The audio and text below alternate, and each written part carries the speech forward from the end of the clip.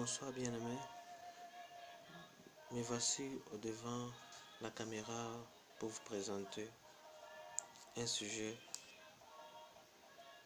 et j'aimerais que nous tous nous puissions traiter sur un sujet qui parle souvent de la loi de l'attraction. Et c'est pourtant nous vivons dans ce monde et parfois sans connaître la réalité de certaines choses qui se passent au monde et de ne pas tirer l'attention. Et parfois, dans l'ignorance, qu'on y arrive à détruire la vie. Et ce que je voulais partager ensemble avec vous, c'est tellement profond et c'est un sujet que beaucoup de gens n'en parlent même pas. Vous savez, le diable est au point de mettre tous les moyens en essayant d'aveugler les enfants de Dieu pour les conduire à la destruction. Voyez-vous? Et cependant, il y a certaines personnes ou même des croyants qui s'initient aux certaines parties du diable, soit disant que ce sont donc les chemins qu'il les a disposés pour les conduire au bonheur selon la volonté de Dieu. Et pourtant c'est faux. Veillez en tout cas sur votre cœur, enfant de Dieu. La Bible déclare: veillez, gardez votre cœur, car c'est là provient la vie. Parce que dans votre cœur, vous ne pouvez pas y penser de n'importe quoi. Car la loi de l'attraction, c'est une loi qui a été mise par les gens, des philosophes, les éléments du diable, les anges du diable. Et voilà, ils ont établi ces différentes lois pour aveugler les enfants de Dieu et les conduire à la destruction. Comment expliquer qu'une personne peut arriver à croire l'univers pendant que l'univers a été créé par Dieu et aussi longtemps que Dieu t'a créé? Mais essaie un peu de raisonner, de réfléchir en tant que chrétien.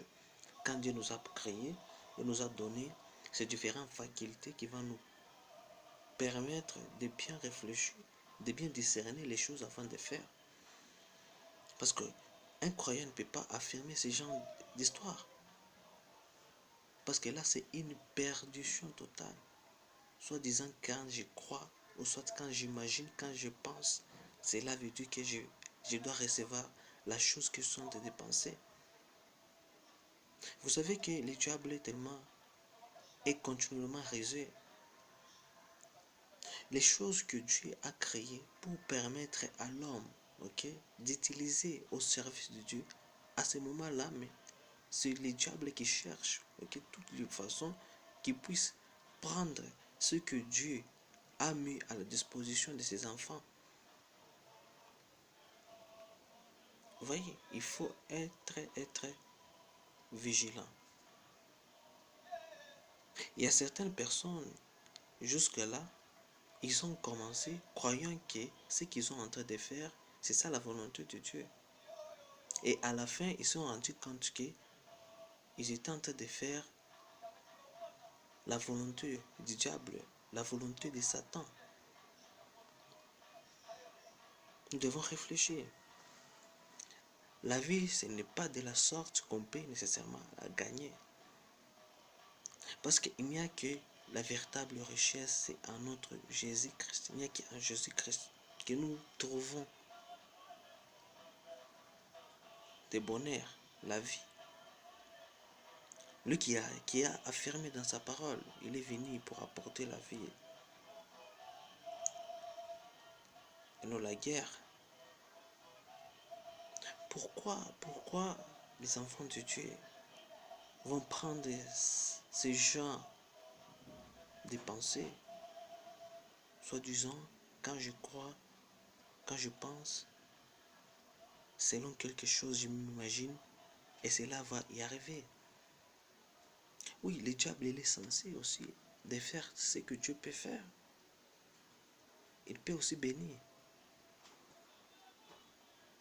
Mais une bénédiction mensongère pour la destruction des peuples de Dieu. Vous devez être en tout cas souple et être vigilant. Veillez avec votre cœur. Il ne faut pas laisser la porte ouverte au diable.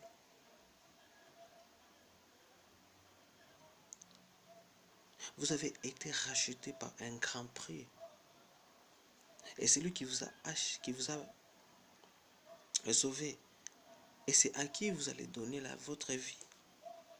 Vous allez cadrer vos pensées vers lui. Quand Dieu a créé l'imagination, il a créé l'imagination, c'est pour exploiter, cultiver sa pensée. Quand il a donné la mémoire, c'est pour utiliser dans sa parole. Quand il a donné la bouche, quand il a donné chaque chose, ou chaque membre, ou chaque faculté que nous possédons, que Dieu nous a donné, c'est pour l'utiliser au service de son royaume. Nous ne sommes pas là pour avoir seulement notre propre intérêt, pour gagner. Les vraies richesses, c'est à Dieu. Et lui, quand il vous a appelé, il sait de quoi vous donner.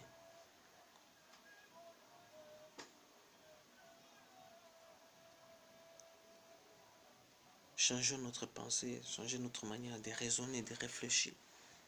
En tout cas, c'est malheureux si des chrétiens parviennent aussi à faire tout ce qu'on leur demande, parce que la science n'est pas forcément la volonté de Dieu.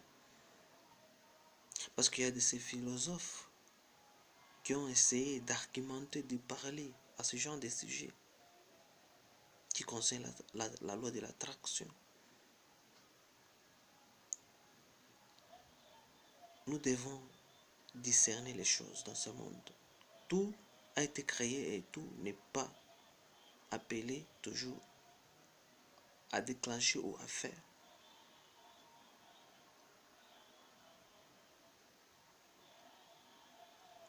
Bien-aimé, vous devez nécessairement penser à votre vie.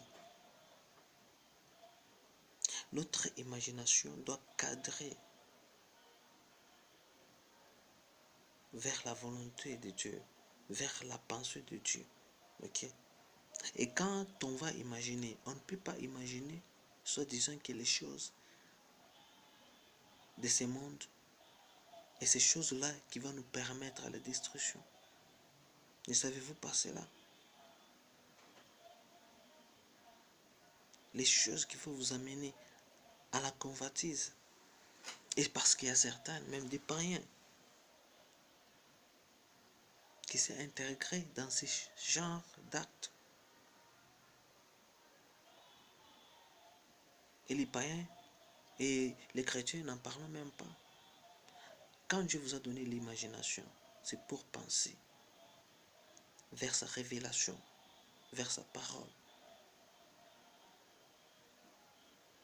Et non pas à des choses parce que l'autre a haï, parce que l'autre a parlé, il faut forcément que vous puissiez aussi les faire. Ça, c'est une mauvaise attitude pour les enfants de Dieu. Réfléchissez, bien-aimés. Et c'est là nous allons essayer pour bien argumenter, développer. Nous allons lire sur la parole de Dieu et nous prenons Osée chapitre 10, versets 3 à 4. Je vais lire. Et bientôt ils diront, nous n'avons point de roi, car nous n'avons pas craint l'Éternel. Et les rois que pourrait-il faire pour nous? Il prononçait des paroles vaines, des serments faux lorsqu'il conclut une alliance. Aussi les sentiments germera comme une plante vénéneuse dans les sillons des champs. Voyez un peu, ça c'est l'histoire d'Israël. Il a passé tout son temps à bien embellir les statues, à bien embellir ses pensées, à bien embellir tout ce qu'il faisait là.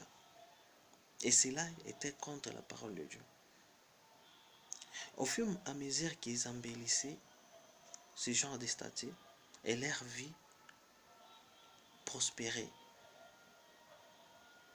Il y avait de l'abondance, ce que déclare la parole. Et Israël est arrivé au point même de renoncer et de prendre une conclusion comme alliance de dire que nous n'avons pas de roi. Nous n'avons pas de roi. Nous n'avons pas de roi. Que pourrait-il faire les rois? Ils ne craignaient même pas l'Éternel.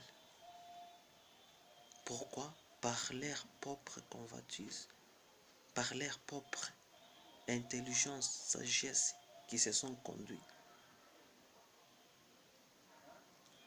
Or, la manière dont ils se conduisaient, c'était vers la destruction. Et pourtant, c'est Dieu qui les a créés. Et quand ils sont arrivés sur cette terre, ils ont commencé à faire ce qui n'est pas la volonté de Dieu.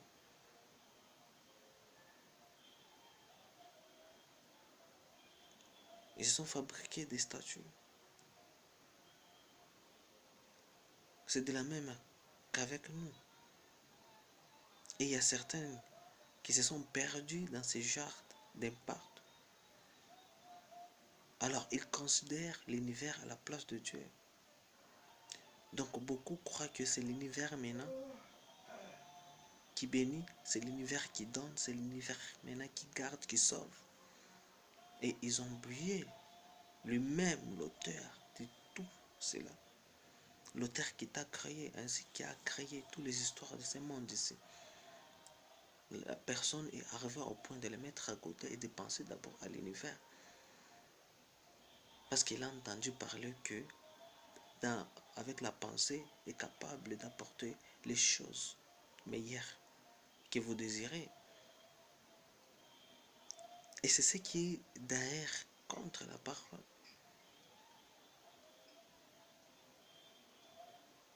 La chose que toi, chrétien, que tu dois désirer, c'est la chose que ton Dieu désire en premier lieu. Et que cela soit d'abord la volonté de Dieu. Et à la fin, tu vas la désirer. Et quand tu désires de toi-même, à vouloir aussi poser l'acte, sache bien que tu es en train de satisfaire justement ta propre désir. Et c'est ce qu'on appelle la convoitise. Là, c'est un péché, totalement un péché. Voilà, c'est là où les chrétiens sont arrivés en suivant les rythmes de la loi de l'attraction. Une loi qui a été mise en place par les gens du diable.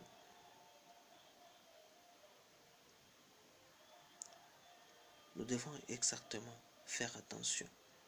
Il n'y a que lui seul qui est capable de donner, il n'y a que lui seul qui est capable de retrancher. Ne pense pas ce que quand vous dites là, que non, l'imagination, c'est tellement quelque chose de très important. Bien sûr, c'est quelque chose de très important. Maintenant, il faut savoir la manière dont il faut l'utiliser. Parce que l'imagination a un pouvoir très efficace à l'intérieur de nous. Mais il faut savoir la manière dont il faut l'utiliser. Nous ne devons pas l'utiliser à des choses juste pour la convoitise de ce monde, non. Pour croire aux choses de l'univers, non. Nous devons l'utiliser, ok, pour croire, ok, à la parole de Dieu. Parce que l'imagination fait partie de, je dirais, donc de la faculté qui participe à la foi. Parce qu'on doit imaginer, ok, c'est que la chose Dieu veut dans votre vie. Aussi longtemps il ne veut pas, c'est inutile de l'imaginer. Et quand Dieu, par exemple, il a besoin, ok, ou soit il t'a montré une vision, ou soit à travers la promesse qu'il a déjà déclarée dans sa parole, à ce moment-là, vous avez la possibilité d'imaginer, ok, vous imaginez cette promesse est réalisée. C'est réalisé. Donc cela veut dire, cela provient de sa volonté. Et qu'à ce moment-là, vous le verrez s'accomplir. Donc vivre cet acte déjà dans l'imagination, à travers la parole de Dieu, à travers ce que Dieu vous a donné. Et c'est comme ça l'imagination fonctionne. Parce qu'aujourd'hui, beaucoup de gens vont venir nous tromper. Ok, il faut penser à tout ce qui est meilleur. Bien sûr, il faut penser à tout ce qui est meilleur. Parce que le diable peut utiliser aussi les mêmes routes pour vous avoir jusqu'au bout. Il peut commencer avec vous. Et sans le savoir, vous croyant que non, en tout cas avec la méthode ici, c'est la méthode que Dieu applique. À ce moment-là, c'est le diable qui a intégré. Et de l'autre côté, vous croyez que non, ce n'était pas Dieu, alors c'est le diable. Faites attention, discernez les choses avant de faire. Discernez. Aujourd'hui, c'était ce petit message. J'aimerais que le Saint-Esprit puisse vous aider. C'est ça ma prière, puisse vous donner le discernement de pouvoir connaître la voie de l'Éternel. Et que la puissance du Saint-Esprit règne en vous et vous conduise vers le Christ selon la pensée, selon les sentiments. Qu'il soit fait selon sa volonté dans votre vie. Pour tout et chacun qui capte ce message ici, essayez de partager cela et de comprendre. Ok? Il ne faut pas se confier à des choses qu'on ne sait même pas vraiment, qu'on ne sait même pas la réalité profonde des choses.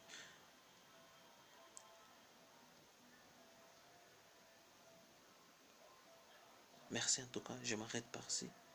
Que mon Dieu vous bénisse, qu'il vous apporte la joie et la paix dans votre cœur pour que vous puissiez incessamment,